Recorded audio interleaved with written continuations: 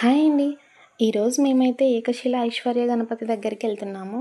చాలా రోజులయింది ఇక్కడికెళ్ళి. Almost 1 year అవుతుందనుకుంటా వెళ్ళక. మేమున్న దగ్గర నుంచి ఇక్కడికి సుమారు 15 కిలోమీటర్స్ ఉంటుంది. తెలంగాణ రాష్ట్రం నాగర్ కర్నూల్ జిల్లా ఆవంచ గ్రామంలో ఈ ఐశ్వర్య గణపతి వెలిసారు. ఇక్కడున్న వినాయకుని విగ్రహం యొక్క ప్రత్యేకత ఏంటంటే 25 అడుగుల ఎత్తు, 30 అడుగుల వెడల్పుతో భారతదేశంలోనే ఎత్తైన ఏకశిలా విగ్రహంగా నిలిచింది. ఈ విగ్రహం సుమారు 11, 12వ శతాబ్దాల నాటిదని చరిత్ర చెప్తుంది.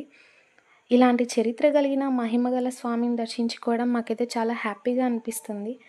చుట్టూ పచ్చని పొలాలు, మధ్యలో ఏకాంతంగా సేద తీరుతున్న స్వామిని చూస్తుంటే మనసుకి ఏదో తెలియని ప్రశాంతతలాగా అనిపించింది.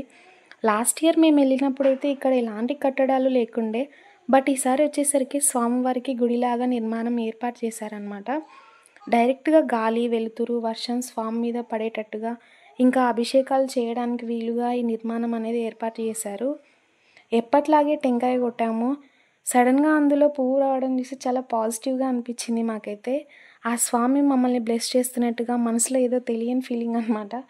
ఇక కాసేపు అక్కడే ఉండి హ్యాపీగా రిటర్న్ అయితే అయ్యాము. ఎంతో చరిత్ర కలిగిన, ప్రాముఖ్యత ఉన్నటువంటి ఇలాంటి విగ్రహాలు, గుళ్ళు ఉండటం అయితే మన అదృష్టమనే చెప్పాలి. అవకాశం ఉంటే మీరు కూడా ఈ గుడిని సందర్శించండి. Thanks for watching.